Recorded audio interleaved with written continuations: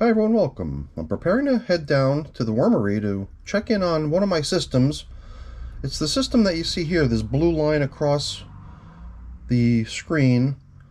The one other line that continues across the top is the yellow line, which is actually my Vermibag Mini, which is probably going to continue going for quite some time. So I'm not really taking that into consideration when I think about systems that will eventually come to a point where they're going to be harvested and the worms get relocated. So that without considering the Vermibag Mini, the bin of mixed red worms, which is now 303 days of age, is now my oldest bin, and they're kind of transitioned now over the past, let's see, 46 days. 46 days ago we stopped doing the little ping pong feeding test, came to an end, and then at that point we transitioned over to running the system more as a wedge. So every time we would typically work on that system, I would always show this diagram right here. And I've actually updated it for today's date, showing that the previous feeding was 8 days ago and the one that was prior to that was 21 days ago, so on and so forth, all the way back to 46 days ago when we locked in on this side. Or at that point we had fed that side, but the following feeding was where we decided to just continue on that side and treat the system as a wedge, so that the side of the bin that we've kind of abandoned hopefully gets depopulated after the worms finish the scraps of food over there and possibly nip off any residual bedding bits. In fact, any leftovers of some of these old feedings, the avocado bits and pieces from 199 days ago were transitioned over. The gourd that was on this side, fed to them 178 days ago, was put onto this side. So occasionally we just look through here to see if we find any more scraps and continue putting them onto this side. So the feeding intervals here averaged somewhere between 11 and 12 days between feedings. Today's the first time we're returning to the system after only an 8-day interval, and that's because, well, the other diagram shows it. You can even see here I've sort of got a little schedule built showing what happens today, what happens tomorrow, the day after, so forth. And over here you suddenly have a jump from 3 days in the future to 16 days in the future, because I'm going to be away for a little while, and for that reason I'm trying to get all my systems ready for not needing me to be there hands-on all the time. So I guess final thoughts on this document. I did come in here last time, shortly after our last visit with this system, and I sort of transferred the information in here to not reflect sort of a wedge management system, but more of a horizontal migration. So at this point, that first feeding that ended up on that edge of the bin that we've been feeding now for 46 days did officially, according to this document, turn into the horizontal migration of the system, right down to the way I keep those numbers tracked over here, even tracking how many feedings register as horizontal migration feedings. So you kind of get the idea of how I manage my information over here now. I think it's time to head downstairs with a little bit of food so we can tend to the system. All right, meet you in the basement. On to the wormery. You may have caught a glimpse of it already on the sheet, the document upstairs, showing that they're getting feeding very similar to what they got last time, which is watermelon and coffee. And while it was in the freezer, I figured let's throw in a banana peel too. I'll update the document when I get back up to the computer. And isn't it weird? Something about the color red, it just seems so foreign when it comes to worm bin feedings. Somehow in my mind I'm expecting greens and whites and stuff like that, but red somehow seems so out of place. So traditional feeding zone indicator is in its customary place, covering the spot where we last fed. And I can already see the signs of a few worms near the surface hanging out, but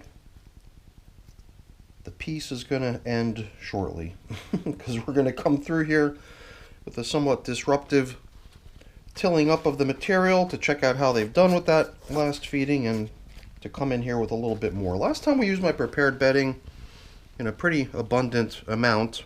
Today I was going to see if I can get back to trying to deplete my fairly large reserve of used napkins.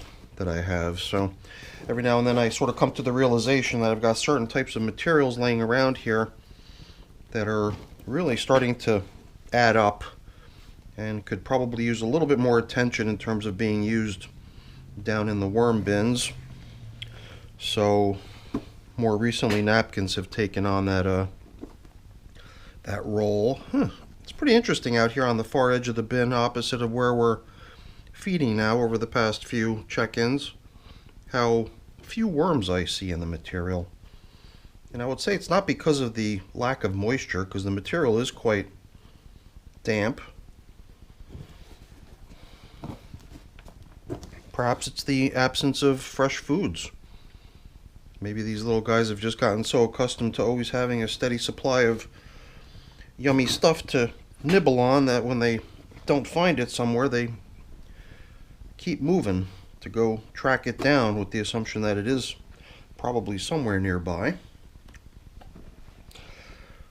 So my only idea with this stuff was to just give it a quick till, kind of stir it around, perhaps bring some of the more damp stuff that's down low out to the surface and blend in the more dry material that's been sitting out here on the top.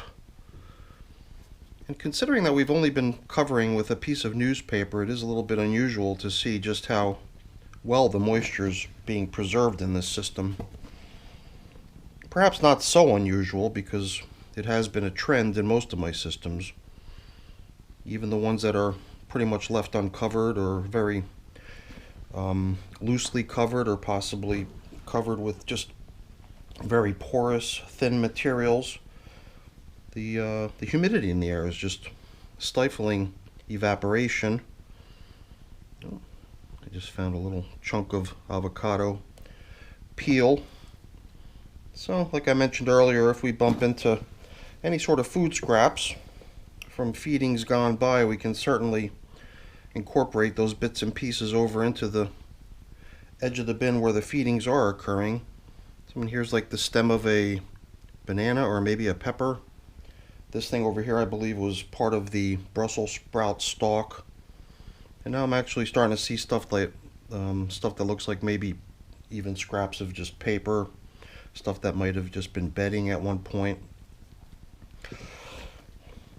So I guess I do like the idea of giving them something like what we're giving them today, the watermelon, because it's gonna come and go. It'll be a feeding that probably vanishes in a very short amount of time, so it won't distract the worms too much from continuing their work on all the other stuff that still lingers in this system. Because there is a good bit of material out there that still could use some attention from the worms to get broken down. Oh boy. Looks like we've actually started entering into the section of the bin where there's a good many worms hanging out. So I guess, oh yeah, a good many worms hanging out. I guess we're probably gonna see a good bit of leftover bedding from the last time too, because I was very generous with this stuff. That is, of course, if they haven't already done away with it. So yeah, right there, I could see a good bit of it right there remaining from last time, along with a fairly large quantity of worms. I am very pleased to see how this population of worms has rebounded from a near tragedy where they came close to being wiped out entirely, and we've gradually nursed them back over time, and they've definitely grown considerably in their numbers. It is kind of fun to just grab down into the feeding zone of your worm bin and end up with perhaps a little bit of bedding, a little bit of leftover food, but a huge amount of worms. So some of the things we saw on this tracking spreadsheet were this gourd with a good many worms that we just evicted from inside of it. For whatever reason, they really like getting down into objects like that have sort of a void or a cavity in them. And here we could see some stuff that's similar to the bedding materials that we're going to be applying today. Some sheets of paper, possibly napkin, possibly paper towel, I would assume napkin because I think I see little patterns and designs. And here's the pit of an avocado. And here's the stem of a pumpkin. And this, I believe, is a fragment of the stalk of the Brussels sprout plant. And another pumpkin stem. So I think we've bumped into most, if not all, of the large leftover objects that are in this system still as leftovers from past feedings. And if at some point we're able to round these little guys up and move them into a new home, or hopefully into new homes, it'd be nice to build them out in terms of being in more than just a single system, sort of like a fail-safe or redundancy measure to keep perhaps more than just a single system with this particular collection of worm types, because this is the only system where I'm running a batch of mixed red worms. So I think we've definitely got ourselves a large enough population anymore to populate two systems, because it was kind of weird, you know. We started out by positioning them in one of my smaller tubs, and then we moved them into a tub that's this size as far as, you know, width and length, but a much shallower one. Then we moved them into this container eventually, if I'm not mistaken, or am I getting things mixed up here? Perhaps I'm thinking of a previous session. Maybe they've already always been in this size container. I don't recall at this point. I would have to go to my record keeping, which is luckily pretty thorough, and I can depend on that to fill in the gaps of my so-so memory. And, you know, let's make sure we leave adequate space for this fairly large leftover piece of material, the gourd. I had a gourd similar to this fed in one of my other systems in the Vermibag Mini, I believe, where it was holding together quite nicely, sort of the way this one is, but during the last check-in it snapped and is no longer a more or less a single object like this. This little lobe broke off, kind of making me wonder how long before that same situation occurs down here with these little guys and their gourd. So we've given them the old foods. Now we can start piling in the new foods. And I've still got one more napkin here, which we can spread down across the feeding zone before we drop in the really yummy portion we've got for them today. Wow, look at that. Crazy red feeding of stuff that's probably not going to last. Probably not going to last very long at all.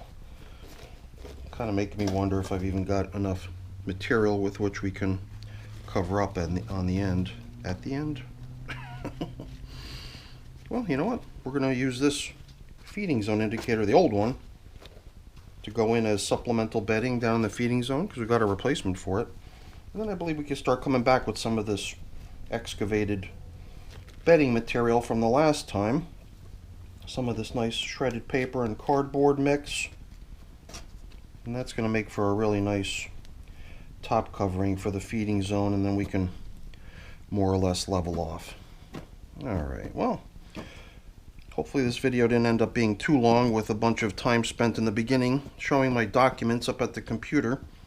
I have gotten feedback from some people who say, hey, I'm here to see the worms, I'm here to see the wormery.